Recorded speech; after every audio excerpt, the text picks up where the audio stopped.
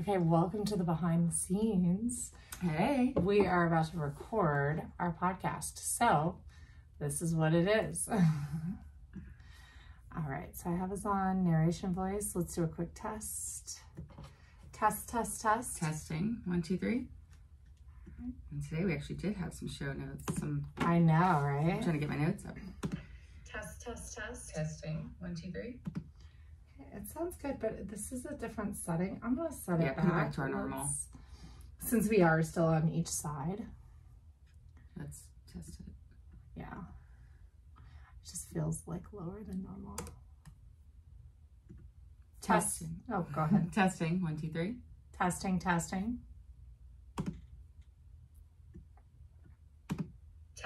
Oh, go ahead. Testing. 1, 2, 3. That's good. Yeah.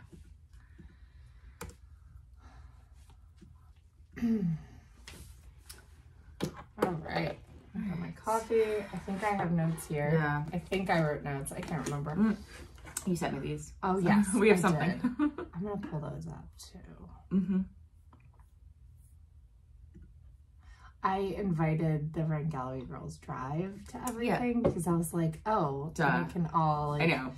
be in one spot. But also if we invite ourselves, that's good too because yeah, I just wasn't signed in on my I created a whole page in my Chrome. Yeah, perfect. So all right. So we got a freeform episode. And then you also had some notes too that were different in the spreadsheet. That was good too. Oh yeah. Did I? Oh, the PubMed article. That was the one. Well, that was one of them. Yeah, and then you said I said the others. Yeah. Okay. Cool. Alrighty. Should probably open this up.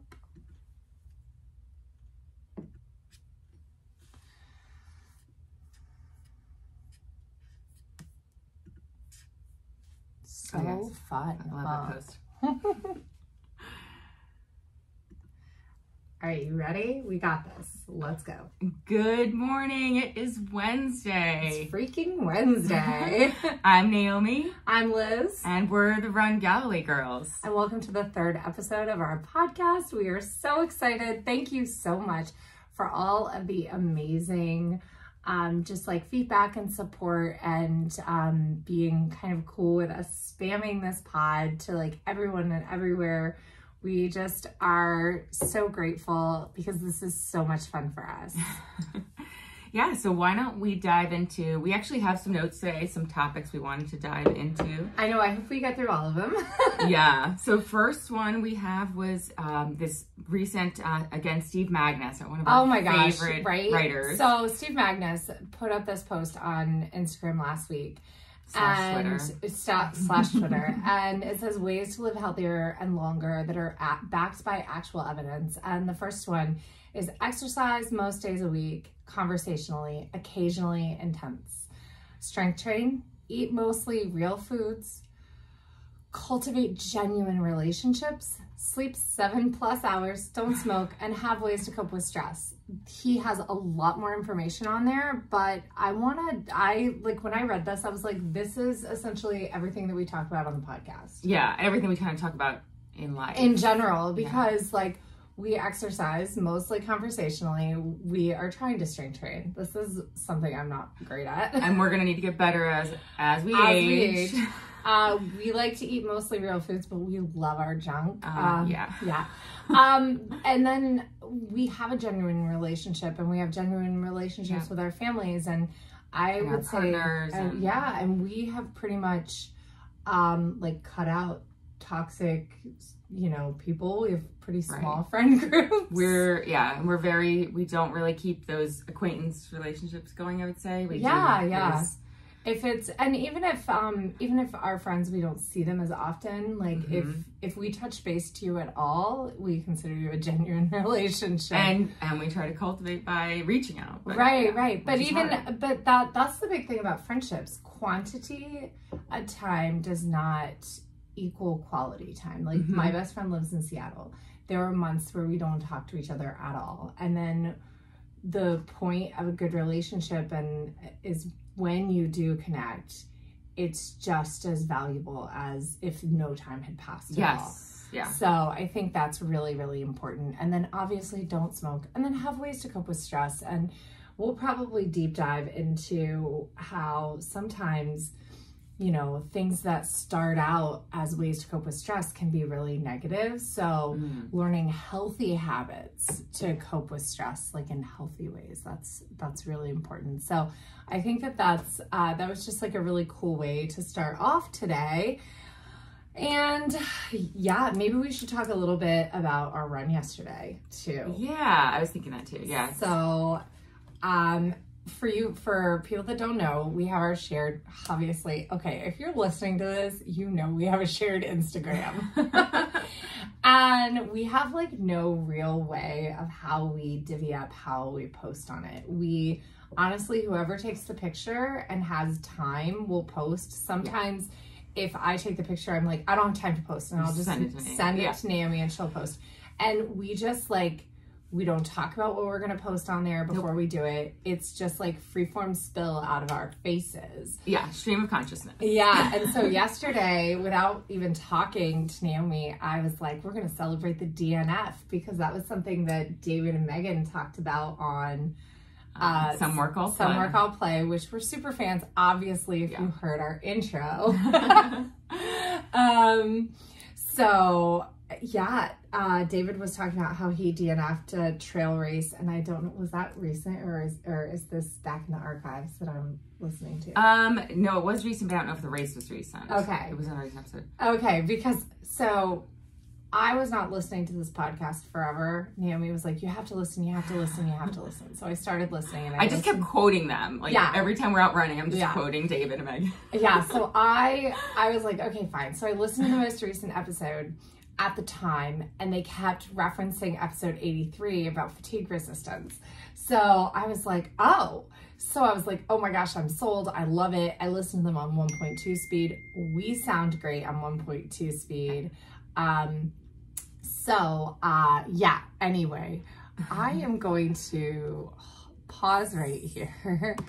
I'm going to try to go on Do Not Disturb. Oh, yeah.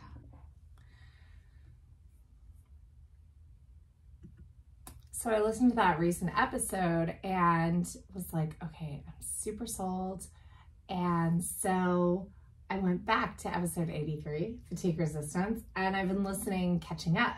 Yeah. But then as soon as a new episode drops, I listen to the new episode, and then I go back and listen. So I'm on episode 98 or 99, and then I'm also listening to current episodes. So that's why I was like, oh, was it recent, or was this like back last year?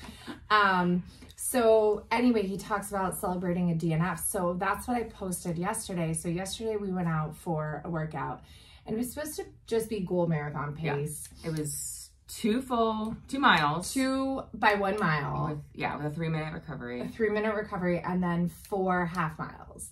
Right. And it was super doable, and I felt great. And except the front of my shin on my left leg, like cramped. Yeah. That's the best. And I like found the spot, and like I got at it with a Theragun.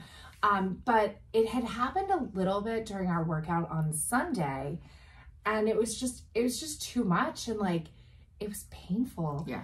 And I probably, except I could barely walk. I could probably have pushed through, but I could barely walk. Seizing up. So like, sometimes there's just nothing you can do about that. And so Naomi was like such a good sport, and I felt so bad for like costing her workout, because she was like, no, I'll just stay with you. It's fine. Like, well, I'll just skip the workout too. And we ran easy miles. And then I started to think, I was like, no, you know what? I listened to my body. And that's a good thing, right? I listened to, hey, you're building up a lot of mileage. I looked back at my training, which I'm trying not to pay too much attention to, like, caught up in the numbers. But I was like, wow, I had a huge training jump. Like, I had a huge volume jump, a huge intensity jump. And I was like, okay, this is not bad. This is just where I'm at. Yeah. It's really hard because we, most runners, we're a little bit type A or a lot type A. We want to stick to that schedule. We both felt kind of good and kind of, energized to do the workout, which sometimes it's not the case. And if one of us decides to bail, we're like, yes. But actually it was hard. Like, it was hard to say, okay, we just won't do it today. And like, it was a little disappointing, but I remembered like, you know, all through when I went through my last pregnancy and how like Liz would, you know, we would modify and do what I needed to do.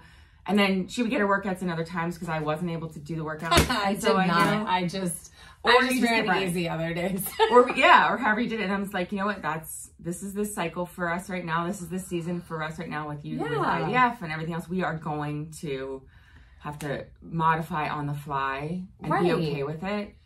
Right. And I mean, you're still dealing with a pretty bad case of PF in one foot. And so do you want to share a little bit about your treatments with it? Yeah. So this case of plantar, I had never had plantar in my life, which I feel really lucky now thinking about it, how common it is for runners. But it started back in probably June or July of 22. I was ramping up mileage for the New York City Marathon. And it would come and go. Like I was able to kind of, really intermittent. It was. I was able to kind of, you know, work through it and rest it just enough to hold it back.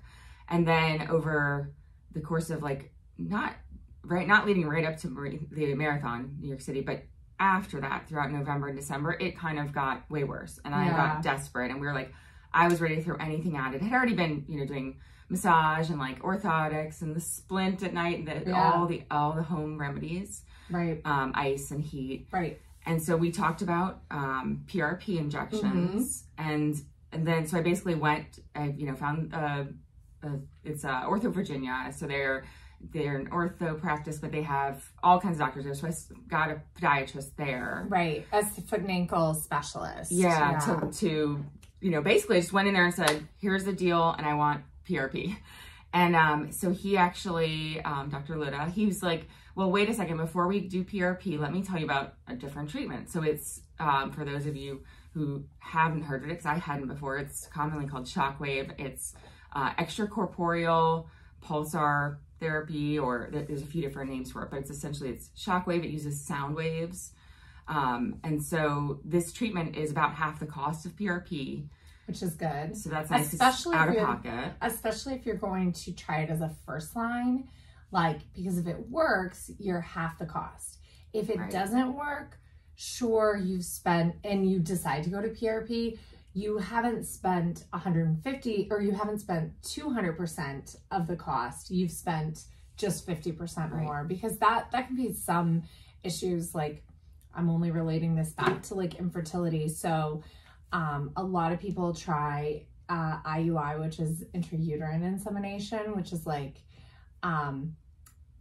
people, like you go in and the doctor shoots the sperm up. So it's like a turkey baster. It's like a turkey baster, but it's not. And the turkey baster would just be intracervical. But anyway, so a lot of people try IUIs first because they're cheaper, but the medication isn't much cheaper and the procedure is cheaper. But if it only has it only brings you up to like your natural fertility level. So really, at best, it's like 15 to 20% chance that it will work. No, if it works, it's 100% chance.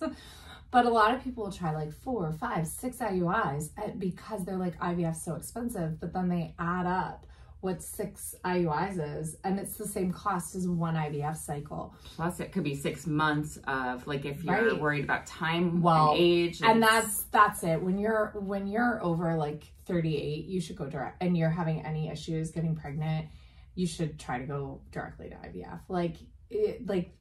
The success rate, it's not do IVF and get a baby. Like, that's not the success rates. And age alone at 30, even at 38, which I'm 40, at 38, one IVF cycle only has a 40% chance of working. And that's if all the other factors of your fertility are perfect. So now by 3 cycles, you have a very good chance. I mean, unfortunately, my stats are a little worse than that, but we do have one perfect embryo, which she has a 60% chance of working. So, nice. Which, fingers crossed. Yeah. But I know that's a long diatribe into like infertility, but that's what I'm going through.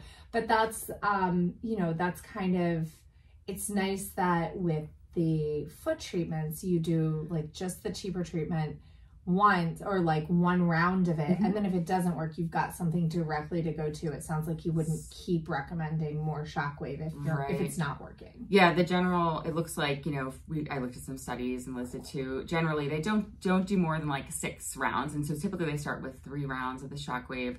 So again, yeah, it's half the price of PRP, but it's still out of pocket. It's $450 for the 3 treatments. Yeah.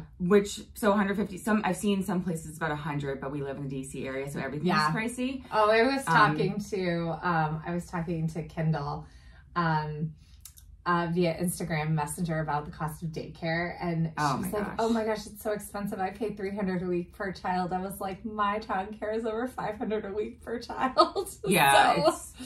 It's also subjective. Yeah. And she was like, where are you? I was like, we're in the DC area, and the livable wage here is $23 an hour. But I think about $23 an hour. I couldn't live off of that. Most people can't. So, I mean, wow, this podcast can be about anything, can't it? So the comparison, PRP versus Shockwave, the efficacy is still about 80% for both. Yeah. So that was a big consideration. It wasn't just cost, obviously, because I was ready to throw anything at this. Yeah. And then the third thing that my doctor said was, well, there's no downtime with Shockwave versus PRP. You're going to end up, I mean, it depends on the area of the body. Some areas you can probably just keep going, but if it's your foot, you're probably going to be, I've read, you know, it's going to be at least 2 to 5 days of kind of staying off it, maybe even booted, and it could be 2 weeks up to 6 weeks. Right. So depending on how. And you weren't willing to do that now. Right, you were willing to do it now. Now the risk with the Shockwave is we're going to get to a point where, like, if it's painful but like manageable, you might be like, okay, the PRP is an after the marathon thing. Right.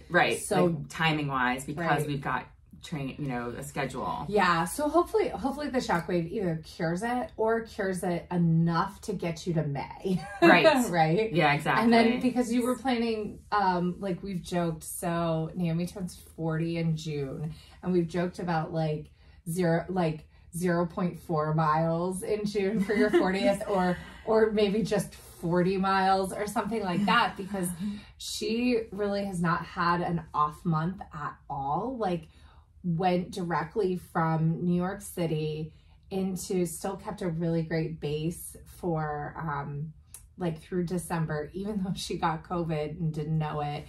And then here we are in January back in training. Right. And so, really taking a month off, like, would be so great. And you guys have that great vacation. We do. That's right. We're going to St. Martin in June. But yeah, so I originally was looking for a race on my birthday because it is a weekend this year. But then when we decided Mountains Beach would be since Liz's birthday is in May. Yeah. And then Erin out in Seattle, her birthday is in June. So we're kind of doing a birthday. And then Sarah's birthday is in June too. And Sarah's coming with us. So yeah, so it'll be fun. Although we do have a race locally that's on your birthday that we've been tossing back and forth, which would be a sprint triathlon. Naomi's I've never done a triathlon. Very first triathlon. So we may think about that. Yeah. So so hopefully we're all healthy and good and amazing by that point. Yes. So we have a couple more show notes, which is really exciting. And I actually have a little field trip to share. So, we both wear the Phoenix 6S, and we have the exact same one. It's the gray and rose gold. And in fact, this is a really funny story. We both had the Phoenix 5S, and then I upgraded to, and I want to say, was the Phoenix 5? So long story long. Naomi had a 4Runner and I had an Apple Watch, and I would wear the Vivo, like the very first Vivo something from Garmin that was like little square. It was super cute. I loved that watch, but they were only running watches. And then Naomi talked about it or upgraded to the Phoenix 5S. And then I was like, I want it. So I ditched the Apple Watch, and it was really, really hard, but I could never go back to Apple, to the 5. And then when the 6 came out, the 5, was it the 5 Pro or the 5 Plus was in between. We didn't get that one. When the 6 came out, I got the 6. And I was like, Naomi, you should upgrade. And she's like, no, I just can't do it right now. And so there's nothing wrong with my 5. Right. There's nothing wrong with it. And so I had the white one with the rose gold band. And then Naomi got the gray and rose gold for her birthday in 2006. Yeah. 21. Yeah. 2021. And I was like, oh, I want to match. So I literally, I had this watch already. I had it already, but it was a different color. Well, and it wasn't sapphire. So it didn't have the sapphire screen. So I upgraded to the gray, and then I gave Lauren I think she paid $300 for the white one. So because she also had a 5, and we were like, the metrics are so much better. And so speaking of the metrics, what's been really nice with the 6 is Garmin keeps sending firmware updates, which I feel like they didn't do, or maybe it wasn't possible to do on the 5. So when the 7 came out, they sent all these updates to the 6. And so we got things like heart rate variability data, which we've been super obsessed with. And so that is something that we've both been watching, which is our HRV. And so I was just checking. Mine from last night was 31, which sounds super low, but that is actually right in the middle of my balanced.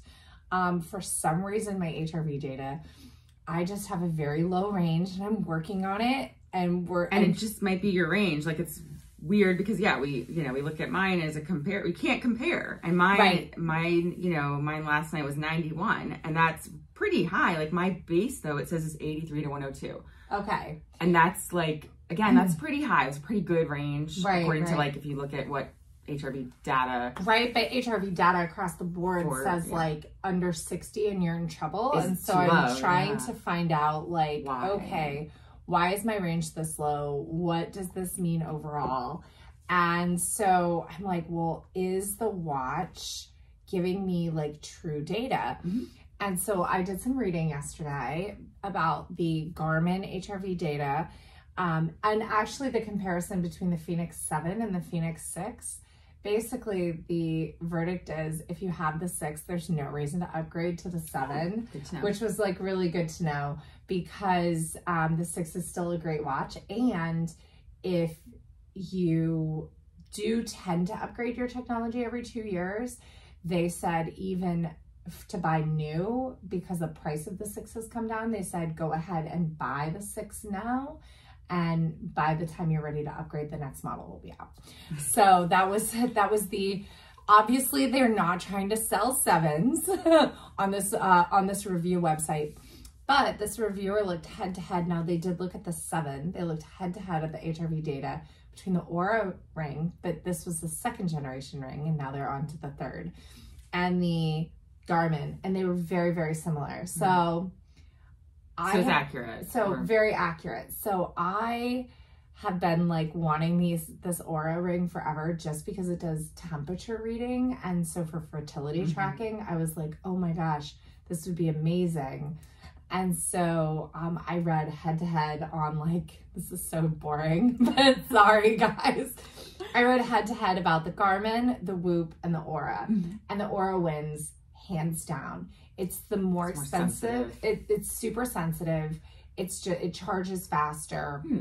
It's more resilient when wet, because the big complaint about the Whoop is, sure, you can wear it in the water, but the soft band, then you have a wet band on your wrist forever. Wow.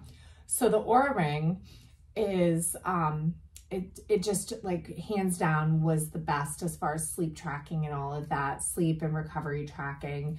And so I went to the Therabody store last night at the mall to like try on the sizing, and I was like, I'm gonna buy it here. No, you can't buy it in the store, you have to order it. But they had the sizing kits there, and I got to feel it, and it's so light.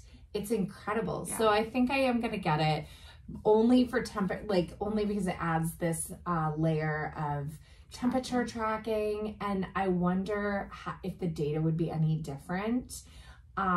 Because the sensors are in a different spot. So we'll see. It'll be a cool little N of 1 experiment. Yeah.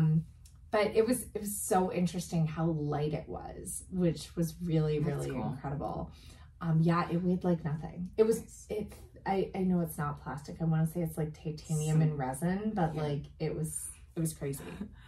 Real quick, for everybody who doesn't know, is not like a science nerd, what is HRV, heart rate variability? What is, and what's the importance of it? Like, okay, so HRV is your heart rate variability, and it is personal, and it is the difference between each beat of, like, it's the interval between beats of your heart, because your heart is not a metronome. It's not clicking off the same. So even if you're 60 beats per minute or 40 beats per minute or whatever your base heart rate is, there is a variability between each beat. The timing of And if you have high heart rate variability, you have lots of variability between each beats, which means your body is very much in a relaxed state overall, or it's recovering from stress really well. And if you have a low heart rate variability, you are in more of a fight or flight state.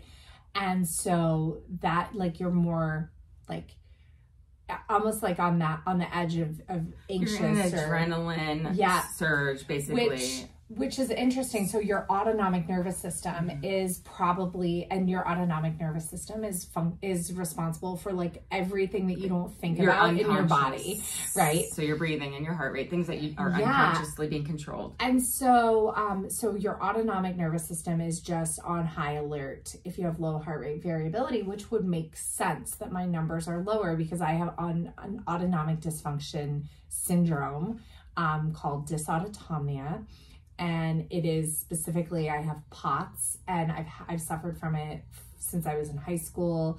It's related to a condition I have called Ehlers-Danlos syndrome, which means my connective tissue is stretchier than others. So it's a collagen dysfunction.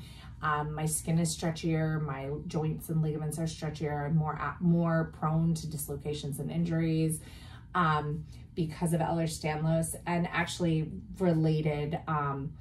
So this goes in. The gene is on the same, it's on the same chromosome on the same arm as another condition and close to the celiac disease. So they tend to be linked genetics as well. So all of this looping back, like, it does explain why my HRV is lower. A different range. But heart rate variability, when you're tracking it for yourself, you get a couple weeks of data, and then you find that range, and then it can be, and now it does take a couple of days sometimes for your heart rate variability to kind of drop after something like intense exercise or not eating enough, or it may drop that sick. night. Like, you might see the difference. You run a hard effort or a race, you may see a drop immediately where it tanks, and then it may stay tanked for 3-4 days after, like a race. I've seen it on my data. And then once you get some good sleep, get some, make sure you're fueling properly and resting enough, it'll come back to your range. Up. Yeah, and I've noticed that one of the ways that my heart rate variability will come up is if I really focus on getting more protein during the day, really recovering, and like, even when I'm feeling good, if my heart rate variability was low overnight, to just give myself one more rest day. Like, that has really helped it come back up and help me be a little more resistant to it dropping out of my range during training. Yeah. So, and now, okay, what if you don't have something that's tracking heart rate variability? Can you still pay attention to this? Sure you can. You can pay attention to how you feel when you wake up in the morning. If you wake up in the morning and you're like, oh my gosh, like, I need 3 more hours of sleep. Right. Maybe throw a little protein on it. Especially if you're training. If you're training and you're trying to follow a schedule, look at what you did the day before. If it was a rest day the day before and you've got a workout coming up, maybe move your workout to another day and just run easy. If it is a rest day, sure, and you had a workout the day before, sure, you might feel a little tired, but maybe reevaluate how hard you pushed during your workouts. And like I said, throw a little protein on it. How much protein are you getting in your food? Because if you're not getting enough protein in what you're actually eating, and women's protein needs go up incredibly, especially as we get, over 35, and we are constantly fighting not just it being harder to gain muscle, but we're fighting losing 5% of our muscle. even if we keep everything the same, like we will lose muscle as we get older, and that's just a fact of life and a fact of everything. So men too. But yeah, over what is it, at age 30 for pretty much everybody it starts to decline, and then for women we really lose muscle and of course bone mass. Yeah, and so bone density. So throwing a little protein on it, we both have been adding protein shakes. Some days I'm drinking like 3 protein shakes, which sounds ridiculous, but I'll look at in the morning I'll have one with my little breakfast, and I'm horrible about eating breakfast, so I just got some like bars and stuff to like, and yogurts, things that are really easy. And so when I combine that, like 180 calories of protein, which is pretty low calorie if you think about it, like close your eyes and remember that sodas are 120 calories. 160 in like a full-size Coke. A full-size Coke? 160 okay. calories. Ginger ale I think is 120, that's fine. Okay, so pretend 140 maybe. Pretend that you haven't had 40 years of diet culture telling you that regular soda is bad for you, because regular soda is delicious and fantastic for you in moderation. And I'm gonna die on that cross. Like, I'm gonna die on that sword. Like, regular soda is great and fantastic and great for you in moderation. Okay, so if you can drink a soda, let's pretend that you would drink a soda with your lunch. You can drink 180 calories of a protein shake with your lunch as well.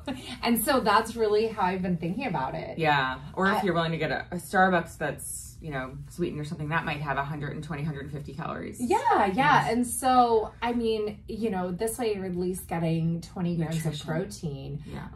I'm a big fan of the Orgain protein. I also have the Vital Proteins collagen protein, the chocolate one. It's really good. And so I make this like, so again, I have ADHD, and with my medicine, I'm not always hungry.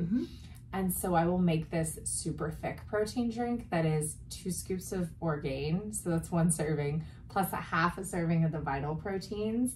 I mix it all together so that I can get like, oh, I'm not hungry right now, but I know I need some calories, because the Vital Protein one has a lot more calories in it too. So it's dense. And and it's both collagen and, I think it's collagen and whey. I'll have to look at it. Yeah. But I will put up like what proteins we love we're gonna have a blog of like what we love today. Like it's just gonna be a running thing of like what proteins we love, what protein powders we love, what supplements we're taking, what brands we love. And these are all brands we love.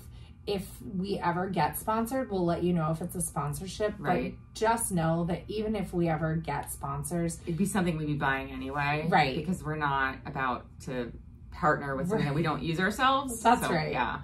That's right. I mean, we did reach out to Athletic Greens because that's actually one of the things I've been drinking every morning. I drink it every morning. It's great. I get this instant kind of boost of energy. And I feel like I'm getting some green. You're getting all of your vitamins. Well, you're getting all of your vitamins.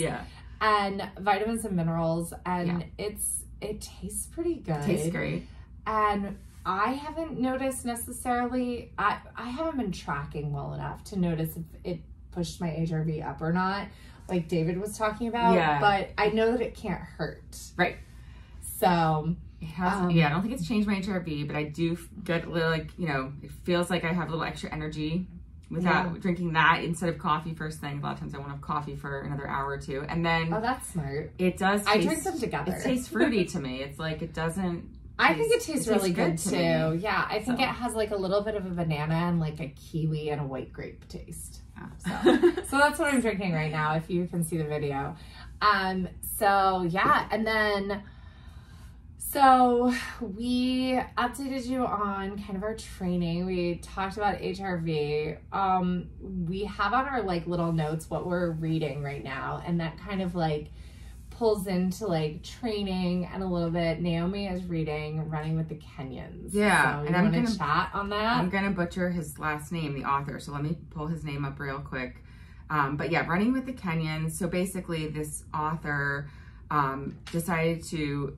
He's in the UK. He decided to find out what is the secret. Why are the Kenyans the best in the world when it comes to long distance running and, well, pretty much any running from, 5K, right. 10K on up. So yeah, Finn is what he goes by, but its name is Adharanand. So yeah, I totally am going to butcher it. I'm so sorry. Finn. I know he goes by Finn in the book. So he basically decides to kind of uproot his whole family. He's got 3 kids. He takes his wife. They move to Kenya to kind of figure out what the secrets are. Yeah. And it's pretty cool. So basically a lot of it has to do with fatigue, learning how to, basically it's fatigue resistance. So as young kids in Kenya, they pretty much don't really wear shoes and they have to walk/run at least 3 miles to school each day.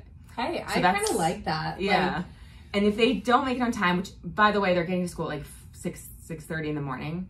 If they're late, they literally get beaten. So there's definitely a downside to this. Yeah. But it's so culturally, like they are, they're getting to school on foot, and mostly barefoot.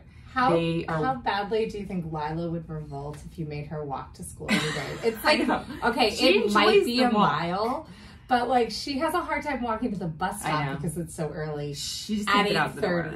Yeah, she can't get out of the door, my daughter. But she actually enjoys the walk when we walk home, that little endorphin. Yeah.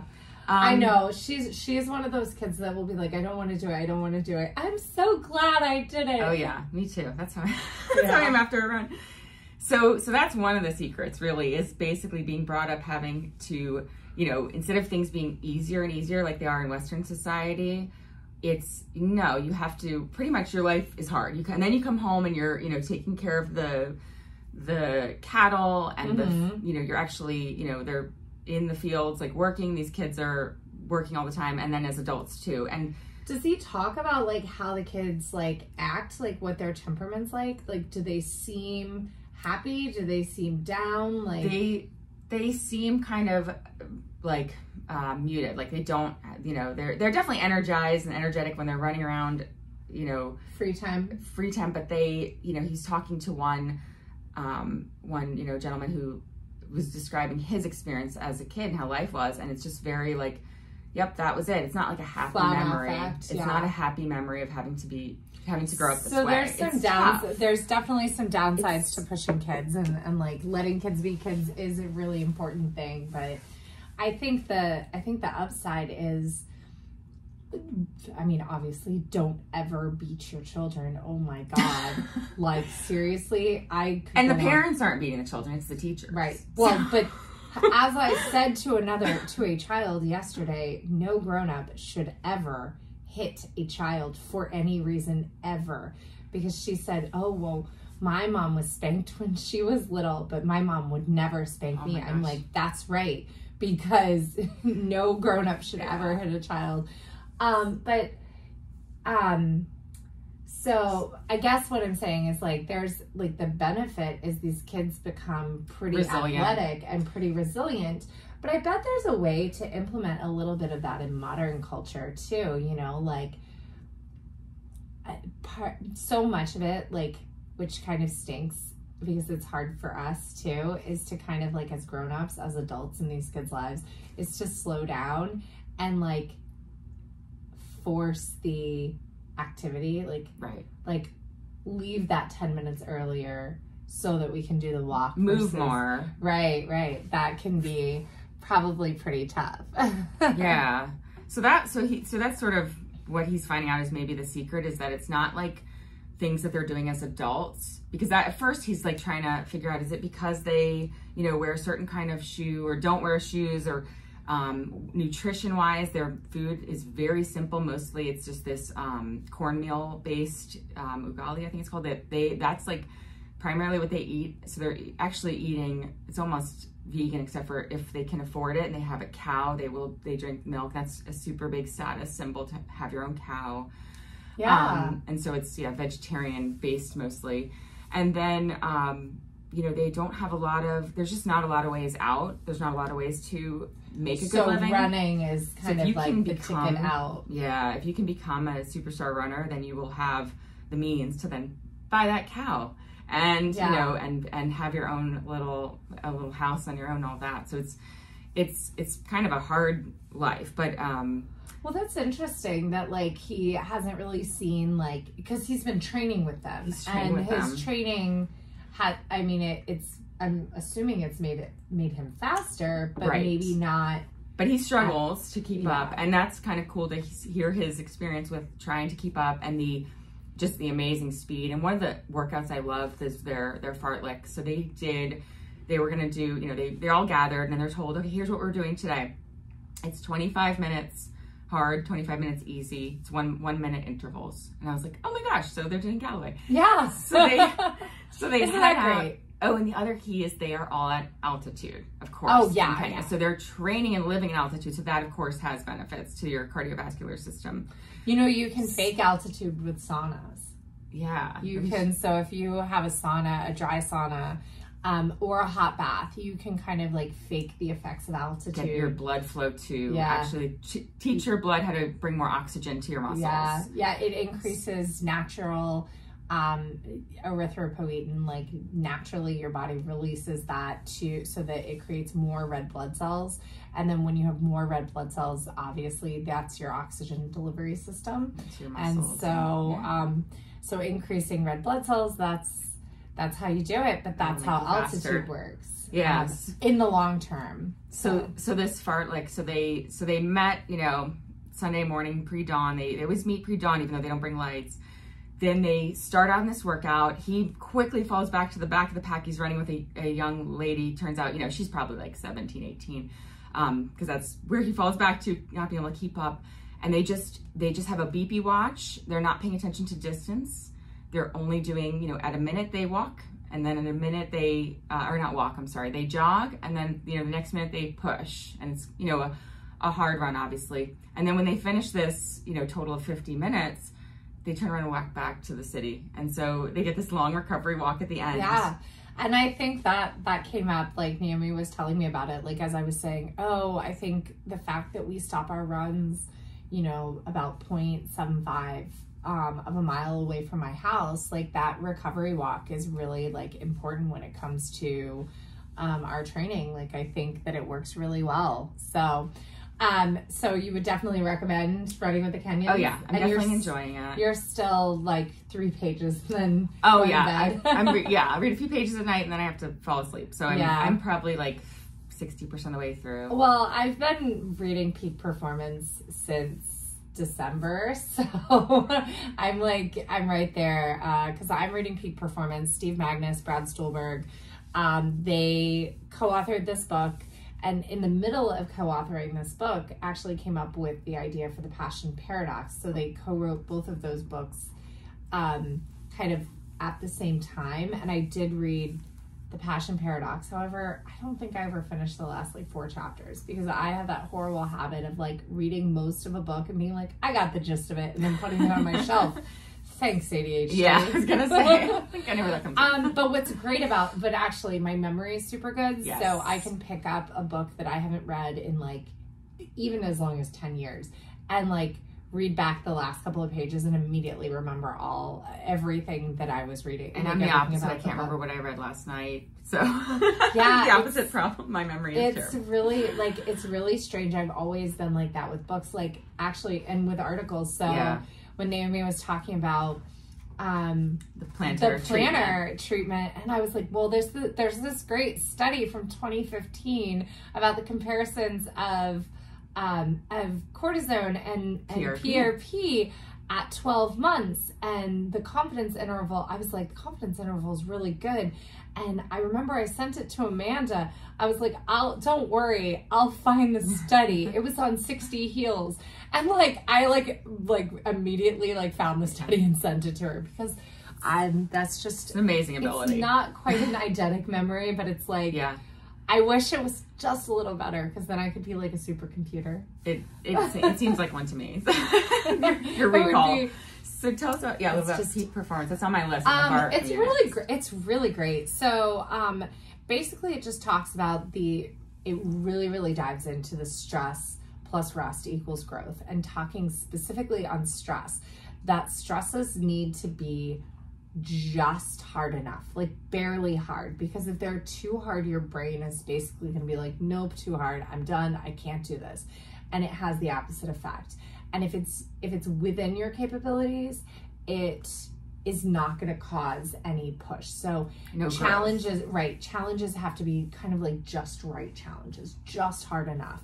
And so that was really interesting. And then just talking about some of the best performers, they really were talking about how they were not multitasking when they sat down with some of the best people in the world, best high achievers and performers. That was all that person did. So no multitasking, no, your phone isn't near you. There's a lot of talk about how cell phones cause stress even when they're near you. You kind of like have that reach to like that impulse to look at it. And so getting it out of sight can really help keeping it out of mind. And so it's just a really great book. I can't wait to finish it and really like look over more strategies for rest and how to hack it. They talked a lot about the Google mindfulness and using mindfulness. I have always had a hard time with like sitting down quiet mindfulness, meditation, that type of thing. But I find our runs are very like, that's a very Zen kind of present moment for me. And then swimming really is for me too. I have music. But I don't, that's why it's the silence of, it's very meditative. I spent so many years staring at a black line. I love listening to music when I swim. Well, because, But what I was going to say is, like, years ago, I made a joke that I was going to, like, patent dog meditation where so this is what you do. And now somebody else is going to make $1 million off of this. So basically, it's how you can get in the most present state ever. You go to your dog and you just pet them and you look at their eyes and you try to match your breathing with their breathing, and you just like are with your dog and you just like enjoy them. And if they look happy, you smile and you just like get in tune with them. And so that's also some good mindfulness. Or even actually when you're walking a dog, if you just like let them smell and just like pay attention to what they're doing in the moment, because that's what like the goal of meditation is, to just clear your mind and just like be present in the moment. And if something pops in, you just acknowledge it and let it float away. I think you can do that while being active. Yeah, definitely walking is one of those great ones, especially, again, you're not looking at your phone, so that's huge.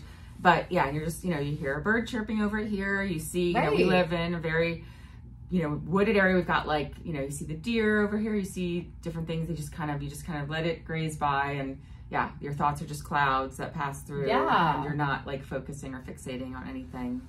Yeah, so, and walking is seriously one of my favorite things to do. I have become one of those little old ladies that at 40, that like, if I have to wait somewhere, like I have to wait in car line every day to pick up kids.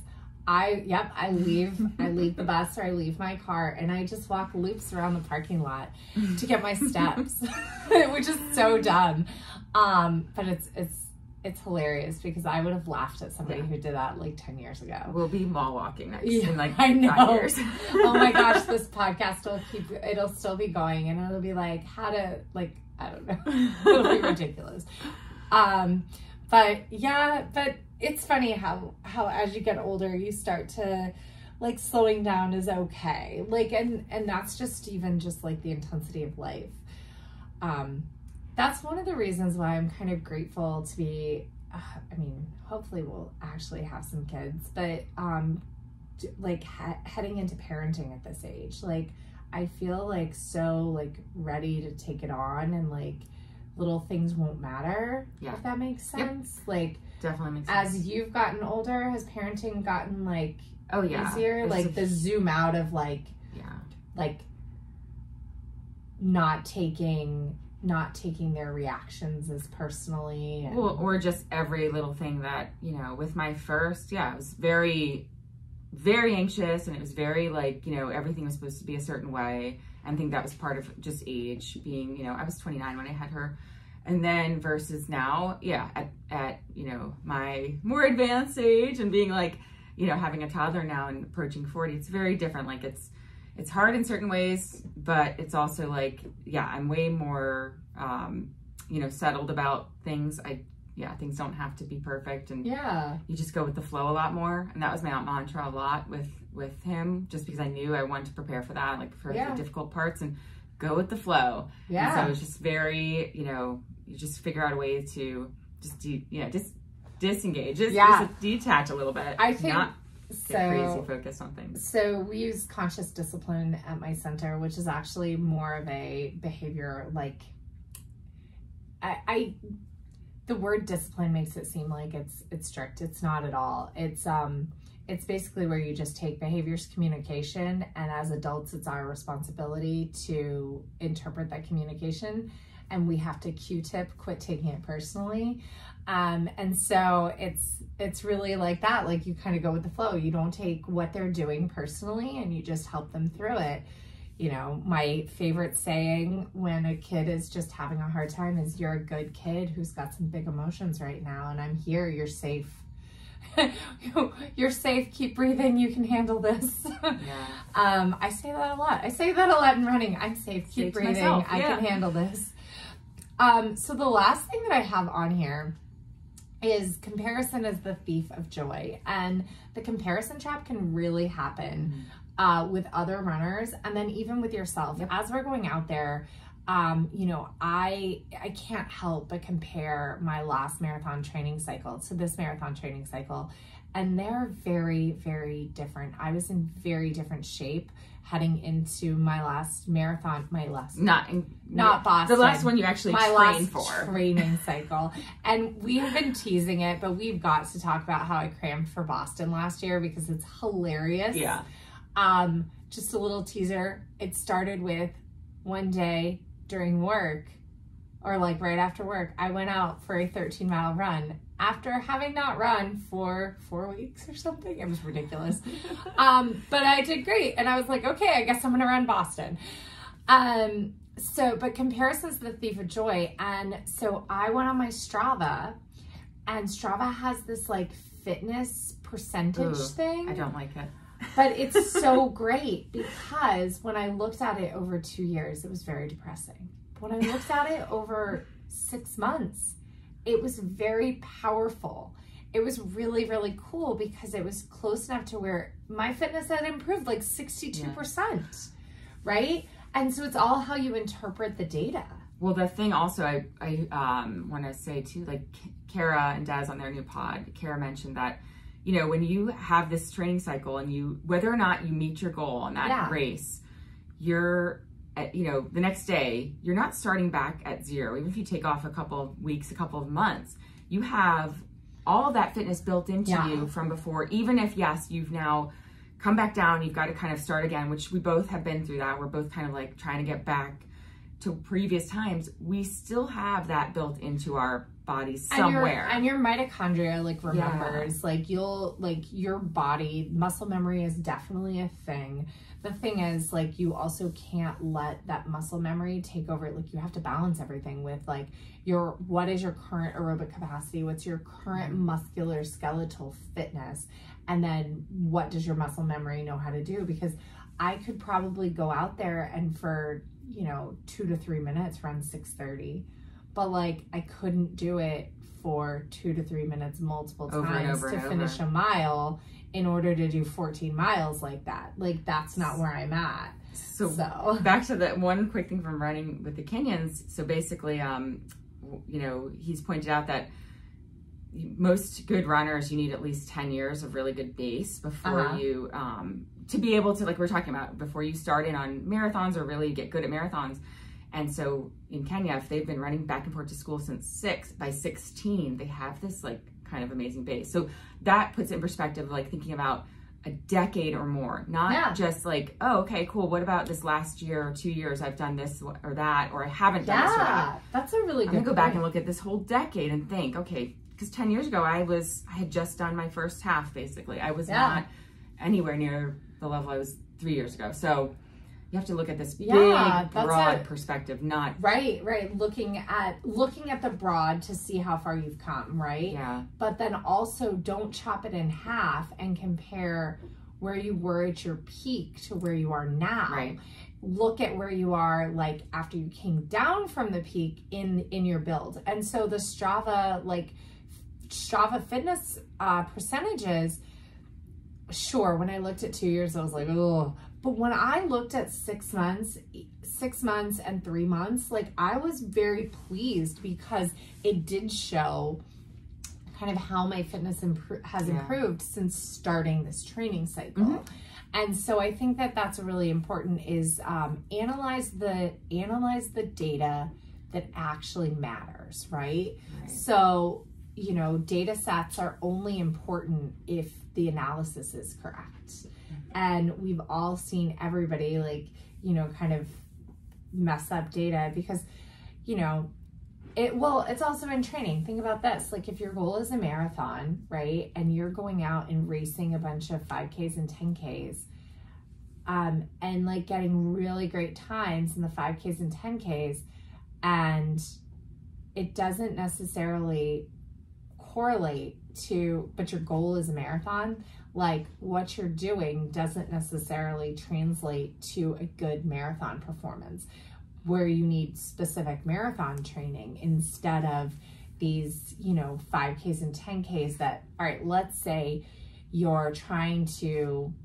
get a time, right, in the marathon that's equivalent to a 47-minute 10K. And you're out there running a bunch of 46 and 45 10Ks, that you might actually miss your marathon time by a lot, because you're not figuring out how to get that. You're not actually right in the right place with your training. That's a hard, I'm trying to explain it, but so you can't just translate it up. You can't just scale that up. So you have to do that long, slow distance. You have to do enough easy miles. You have to have enough recovery. So if you're racing in 5 and 10Ks twice a month, you know, in your training, that might not be the right mix. Right, exactly. I guess, and that was a poor example because it wasn't like specific, because there are some people that I'm sure can do that. But I just know that when I've raced a lot of short distances leading up to the marathon, it didn't necessarily improve my marathon performance. But when I did a lot of slow, long base, it did improve my marathon performance. My marathon performance has always gotten better when I've done those long over distance runs versus when I haven't, when I've cut those short and done only 20 miles instead. Right. So, you know, because I did 2 training cycles where I did not go up to the Jeff's long, slow over distance. And those were my worst performances comparatively. I mean, they were still great performances, but just, I didn't get the percent improvement that I was like hoping for. Mm-hmm. So comparison is the thief of joy. Don't compare your insides to somebody else's outsides. Don't compare your beginning to somebody else's end. It's just gonna but don't be afraid to look on the small scale where you started and where you are today, right? You have to take a macro lens.